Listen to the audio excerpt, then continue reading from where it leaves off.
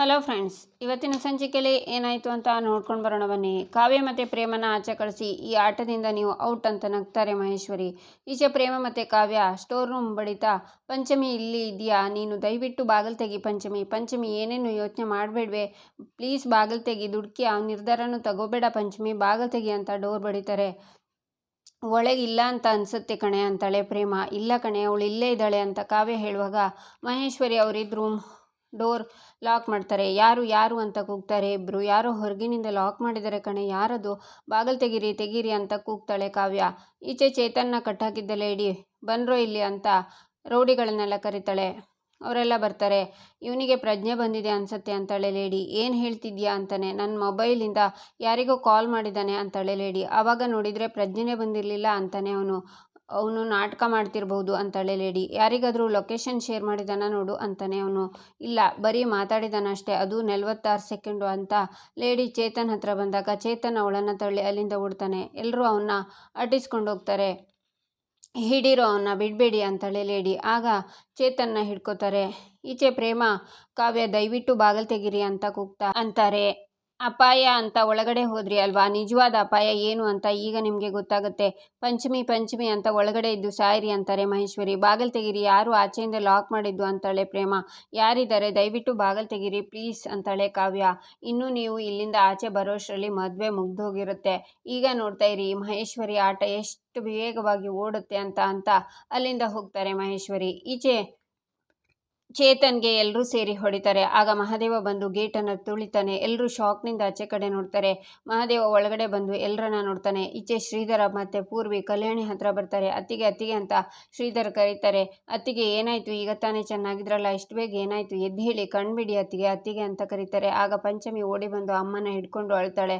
ಪಂಚಮಿ ಅಂತ ಮತ್ತೆ ಮೂರ್ಛೆ ಹೋಗ್ತಾರೆ ಕಲ್ಯಾಣಿ. ಆಗ ಮಹೇಶ್ವರಿ ಬಂದು ನೋಡ್ತಾ, ಅಯ್ಯೋ ಪೀಡೆ, ನೀನಿನ್ನೂ ಬಿದ್ದಿಲ್ವಾ, ನಾನಿನ್ನ ಪೌಡ್ರನ್ನು ಜಾಸ್ತಿ ಹಾಕಬೇಕಾಗಿತ್ತೇನೋ, ಛೇ ಅಂತ ಯೋಚನೆ ಮಾಡಿ, ಅಯ್ಯೋ ಶಿವನೇ, ಅಕ್ಕ ಏನಾಯ್ತಕ್ಕ, ಕಣ್ಬಿಡಕ್ಕ, ಪಂಚಮಿ ನೋಡಿದ್ದೇನಮ್ಮ, ಮದುವೆ ಮುಹೂರ್ತ ಎಲ್ಲ ಮೀರಿ ಹೋಗುತ್ತೆ, ಎಲ್ಲಿ ನಿನ್ನ ಮದುವೆ ನಿಂತು ಹೋಗುತ್ತೋ ಅನ್ನೋ ಆತಂಕದಲ್ಲಿ ಅಕ್ಕ ಎದೆ ಹೊಡ್ಕೊಂಡು ಕುಸ್ತು ಬಿದ್ದುಬಿಟ್ಟಿದ್ದಾರೆ. ಇಷ್ಟೆಲ್ಲ ಶ್ರಮ ಪಟ್ಟಿರೋದಕ್ಕೆ ಅವರಿಗೆ ಸಿಕ್ಕಿರೋ ಫಲನಮ್ಮ ಇದು ಅಂತ ನಾಟಕ ಮಾಡ್ತಾರೆ ಮಹೇಶ್ವರಿ. ಈಚೆ ಮಹಾದೇವ, ನನ್ನ ಮಕ್ಕಳು ಒಬ್ಬರನ್ನ ಮೇಲೆ ಇಷ್ಟೊಂದು ಜನ ಬಿದ್ದಿದ್ದೀರಾ, ನಿಮಗೆ ತಾಕತ್ತಿದ್ರೆ ಮಹಾದೇವನ ಎದುರಿಸ್ಲಾ, ನೋಡ್ಲಾ, ಇವತ್ತು ಒಬ್ಬೊಬ್ಬರ ತಲೆನ ಚೆಂಡಾಡಿಲ್ಲ ಅಂದರೆ ನನ್ನ ಹೆಸರು ಮಹಾದೇವನೇ ಅಲ್ಲ, ಬನ್ರು ಅಂತ ಫೈಟ್ ಮಾಡೋಕ್ಕೆ ಶುರು ಮಾಡ್ತಾನೆ. ನನ್ನ ಮಕ್ಕಳ, ನನ್ನ ಗಂಡನ ತಂಗಿ ಮೇಲೆ ಕೈ ಇಡ್ತೀರಾ, ಬರ್ರಲ್ಲ ನೋಡ್ಕೊಳ್ಳೋಣ ಅಂತಾನೆ. ಈಚೆ ಶ್ರೀಧರ, ಡಾಕ್ಟರ್ಗೆ ಫೋನ್ ಮಾಡು ಮಹೇಶ್ವರಿ ಮೊದಲು ಅಂತಾರೆ. ಡಾಕ್ಟರ್ಗೆ ಫೋನ್ ಮಾಡೋದು ಆಮೇಲೆ, ಮೊದಲು ಅಕ್ಕನ ಒಳಗಡೆ ಕರ್ಕೊಂಡು ಹೋಗೋಣ, ಯಾರಾದರೂ ನೋಡಿದ್ರೆ ಇಲ್ಲ ಸಲ್ಲದನ್ನು ಮಾತಾಡ್ತಾರೆ. ಪಂಚಮಿ ನೀನು ಅಳ್ಬೇಡಮ್ಮ, ನಿನ್ನ ಮದುವೆ ಆಗುತ್ತೋ ಅನ್ನೋ ಚಿಂತೆಲಿ ಅಕ್ಕನ ಈ ಸ್ಥಿತಿಗೆ ತಂದಿರೋದು ಅಂತಾರೆ ಮಹೇಶ್ವರಿ. ದೊಡ್ಡಮ್ಮ ಎದ್ದು ಹೇಳಿ ದೊಡ್ಡಮ್ಮ ಅಂತಾಳೆ ಪೂರ್ವಿ. ಮಹೇಶ್ವರಿ ಏನಾಯ್ತೆ ಅತ್ತಿಗೆಗೆ, ಇಷ್ಟೊತ್ತು ಚೆನ್ನಾಗಿದ್ರಿ, ಇದ್ದಕ್ಕಿದ್ದ ಹಾಗೆ ಏನಾಯಿತು ನಿಮಗೆ ಅಂತಾರೆ ಶ್ರೀಧರ. ಇನ್ನೇನ್ರಿ ಆಗುತ್ತೆ, ಆಗಲೇ ನನ್ನ ಅಕ್ಕನ ಮಾತಾಡಿಸುವಾಗ ನನ್ನ ಹೆಗಲ ಮೇಲೆ ತಲೆ ಇಟ್ಟು ಮಹೇಶ್ವರಿ, ಈ ಮದುವೆ ಏನಾದರೂ ನಿಂತೋದ್ರೆ ನಾನು ಸತ್ತೋಗ್ತೀನಿ ಅಂತ ಕಣ್ಣಲ್ಲಿ ನೀರು ಹಾಕ್ತಿದ್ರು. ನಾನು ಸಮಾಧಾನ ಮಾಡಿದ್ದೆ, ಆಗಲೂ ತಲೆ ಸುತ್ತು ಅಂತ ಇದ್ದರು, ಅದಕ್ಕೆ ನಾನು ಕೆಲಸದೊಳಗೆ ಹೇಳಿ ಒಂದು ಲೋಟ ಜ್ಯೂಸ್ ಕುಡಿಸಿ ಕೂರಿಸಿದ್ದೆ, ಆದರೆ ಹೀಗಾಗುತ್ತೆ ಅಂತ ಯಾರಿಗೆ ಗೊತ್ತಿತ್ತು. ಪಂಚಮಿ, ಈ ಮದುವೆ ನಡೆದರೆ ಮಾತ್ರ ಅಕ್ಕನ ಪ್ರಾಣ ಉಳಿಯೋದು, ಈ ಅಕ್ಕನ ಪ್ರಾಣ ಮಾನ ಮರ್ಯಾದೆ ಎಲ್ಲ ನಿನ್ನ ಕೈನಲ್ಲಿದೆ, ನೀನೇ ಅಕ್ಕನ ಉಳಿಸ್ಬೇಕು ಪಂಚಮಿ, ನೀನೇ ಯೋಚನೆ ಮಾಡು, ನೀನೇ ಮದುವೆ ಮಾಡಿಕೊಂಡು ಅಕ್ಕನ ಪ್ರಾಣ ಉಳಿಸ್ತೀಯೋ ಅಥವಾ ನಿನ್ನ ಕಣ್ಮುಂದೆನೇ ಅವರನ್ನು ಕಳ್ಕೊತೀಯೋ ಅಂತ ಅಂತಾರೆ ಮಹೇಶ್ವರಿ. ಮಹೇಶ್ವರಿ ಏನೇ ಮಾತಾಡ್ತಿದ್ಯಾ ನೀನು, ಅತ್ತಿಗೆಗೆ ಹುಷಾರಿಲ್ಲ ಅಂದರೆ ಆಸ್ಪತ್ರೆ ಕರ್ಕೊಂಡು ಹೋಗಬೇಕು, ಅದು ಬಿಟ್ಟು ಮದುವೆ ಬಗ್ಗೆ ಮಾತಾಡ್ತಿದ್ಯಲ್ಲ ಮಹೇಶ್ವರಿ, ಪಂಚಮಿಗೆ ಈ ರೀತಿ ಹೆದರಿಸೋದು ಸರಿ ಇರಲ್ಲ, ಮೊದಲು ಅತ್ತಿಗೆಗೆ ಪ್ರಜ್ಞೆ ಬರೋ ಥರ ನೋಡ್ಕೋಬೇಕು ಅಂತಾರೆ ಶ್ರೀಧರ.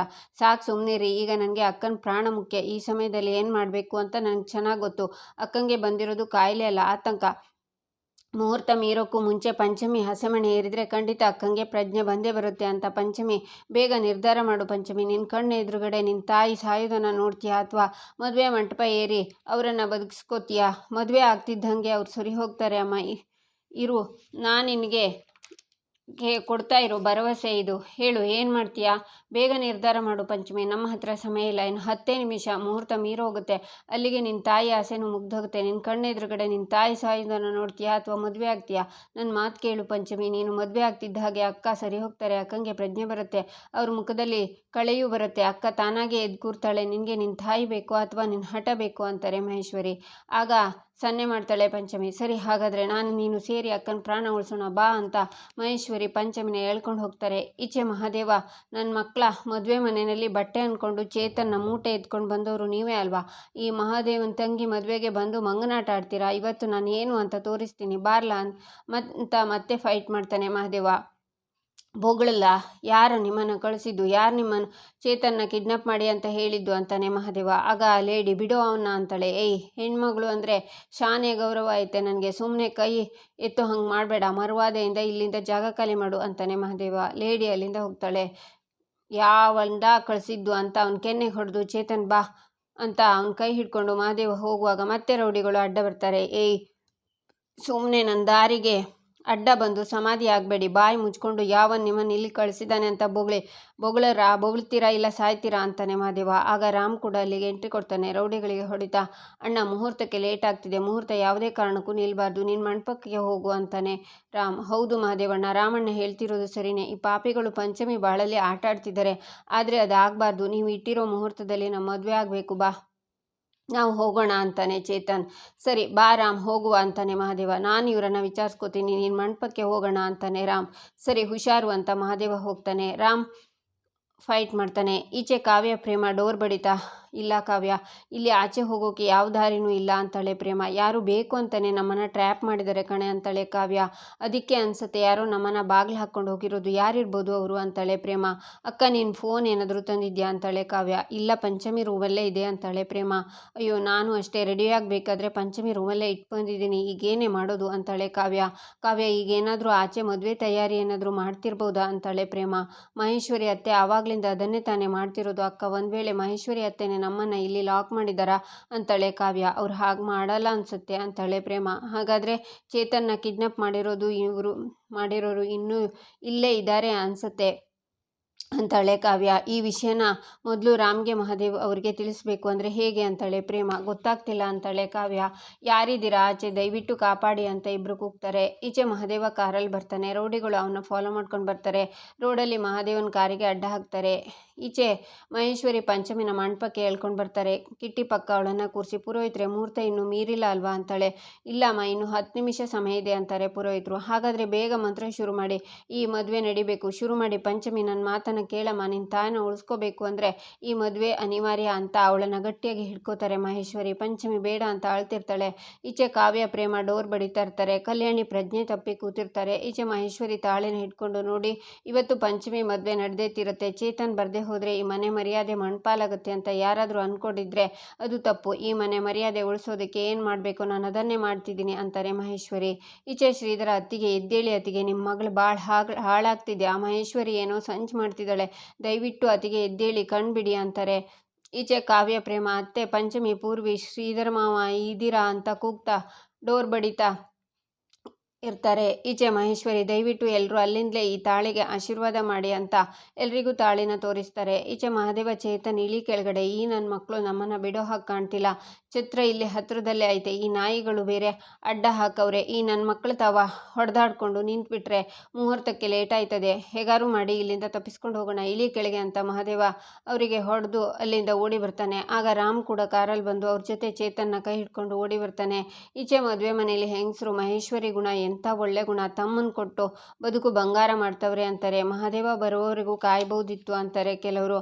ಕಿಟ್ಟಿ ಎಂಥ ತ್ಯಾಗಮಯಿ, ಅಕ್ಕ ಹೇಳಿದ್ದು ಒಂದೇ ಮಾತಿಗೆ ಒಪ್ಕೊಂಡು ಬಿಟ್ಟ ಅಂತಾರೆ. ಆಗ ಸತ್ಯ ಓಡಿ ಬಂದು ಕೈ ಮುಗಿದು, ದಯವಿಟ್ಟು ಈ ಅಧರ್ಮದ ಕೆಲಸ ನಿಲ್ಸಮ್ಮ, ಪಂಚಮಿ ಇನ್ನು ಚಿಕ್ಕ ಹುಡುಗಿ ಅಮ್ಮ, ನೋಡು ನಿನ್ನ ಈ ಒಂದು ಹಠದಿಂದ ಅವಳ ಜೀವನಕ್ಕೆ ಬೆಂಕಿ ಬಿದ್ದ ಹಾಗಾಗುತ್ತೆ, ದಯವಿಟ್ಟು ಈ ಕೆಲಸ ನಿಲ್ಸಮ್ಮ ಅಂತಾರೆ. ಸ್ವಲ್ಪ ಅಲ್ಲಿ ಹೋಗಿ ಕೇಳಿಸ್ಕೊಳ್ಳಿ ಜನಗಳು ಏನು ಮಾತಾಡ್ತಿದ್ದಾರೆ ಅಂತ. ಕಿಟ್ಟಿನ ಪುಣ್ಯ ಪುರುಷ ಅಂತಿದ್ದಾರೆ, ಜನರ ಕಣ್ಣಿಗೆ ಕಾಣಿಸೋದು ನಿಮ್ಗೆ ಯಾಕೆ ಕಾಣಿಸ್ತಿಲ್ಲ ಅಂತಾರೆ ಮಹೇಶ್ವರಿ ಅತ್ತಿಗೆ, ಪಂಚಮಿ ಮನಸ್ಸು ಜನರಿಗೆ ಕಾಣ್ತಿಲ್ಲ ಅತ್ತಿಗೆ ಅಂತಾರೆ ಶಾರದಾ. ಒಳ್ಳೇದೇ ಅಲ್ವಾ ಅಂತಾರೆ ಮಹೇಶ್ವರಿ. ಮಹಾದೇವ, ಚೇತನ ಖಂಡಿತ ಕರ್ಕೊಂಡು ಬರ್ತಾನಮ್ಮ, ನೋಡಮ್ಮ ಇಲ್ಲಿ ಮಕ್ಕಳು ಯಾರೂ ಇಲ್ಲ, ಆಶೀರ್ವಾದ ಮಾಡಿ ದಾರಿ ಎರೆದುಕೊಡು, ಕಲ್ಯಾಣಿಗೆ ಇನ್ನೂ ಪ್ರಜ್ಞೆ ಬಂದಿಲ್ಲ, ದಯವಿಟ್ಟು ಈ ಕೆಲಸ ನಿಲ್ಲಿಸ್ಬಿಡಮ್ಮ ಅಂತಾರೆ ಸತ್ಯ.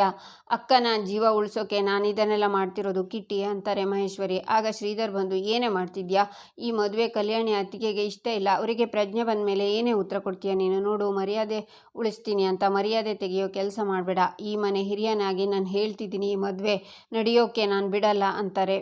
ಬಿಡಲ್ಲ, ಅನ್ಯಾಯ, ಈ ಪದಗಳೆಲ್ಲ ಈಗ ಅರ್ಥ ಇಲ್ಲ ರೀ. ಪಂಚಮಿ ಈ ಮದುವೆಗೆ ಒಪ್ಕೊಂಡೇ ಈ ಮದುವೆ ನಡೀತಿರೋದು. ಈ ಮನೆ ಮರ್ಯಾದೆ ಕಾಪಾಡೋದಕ್ಕೆ ಸ್ವತಃ ಅವಳೇ ಈ ಮದುವೆಗೆ ಒಪ್ಕೊಂಡಿದ್ದಾಳೆ. ಈಗ ನೀವ್ಯಾರು ಬಂದು ಮಧ್ಯದಲ್ಲಿ ಉಪದೇಶ ಮಾಡೋಕೆ ಹೋಗಬೇಡಿ, ಪುರೋಹಿತರೆ ಶುರು ಮಾಡಿ ಅಂತಾರೆ ಮಹೇಶ್ವರಿ. ಇದು ನಿನಗೆ ಹೀಗೆ ಹೇಳಿದರೆ ಅರ್ಥ ಆಗಲ್ಲ, ಅತ್ತಿಗೆನೇ ಕರ್ಕೊಂಡು ಬರ್ತೀನಿ ಅಂತ ಶ್ರೀಧರ್ ಹೋಗ್ತಾರೆ. ಪುರೋಹಿತರೆ ಸಮಯ ಮೀರ್ತಿದೆ, ಬೇರೆ ಮಂತ್ರಗಳೆಲ್ಲ ಬೇಡ, ಬೇಗ ಗಟ್ಟಿಮೇಳ ಅಂತ ಕೂಗಿ ಅಂತಾರೆ ಮಹೇಶ್ವರಿ. ಈಚೆ ಕಾವ್ಯ ಪ್ರೇಮ ಬಾಗಿಲು ತೆಗಿರಿ ಅಂತ ಕೂಗ್ತಾರೆ. ಅಕ್ಕ ಹೊರಗಡೆ ಮಂಗಳವಾದ್ಯ ಕೇಳಿಸ್ತಿದೆ ಕಣೆ ಅಂದರೆ ಮಹೇಶ್ವರಿ ಅತ್ತೆ ಪಂಚಮಿಗೆ ಕಿಟ್ಟಿಗೂ ಅಯ್ಯೋ ದೇವ್ರೆ ಅಂತಾಳೆ ಕಾವ್ಯ.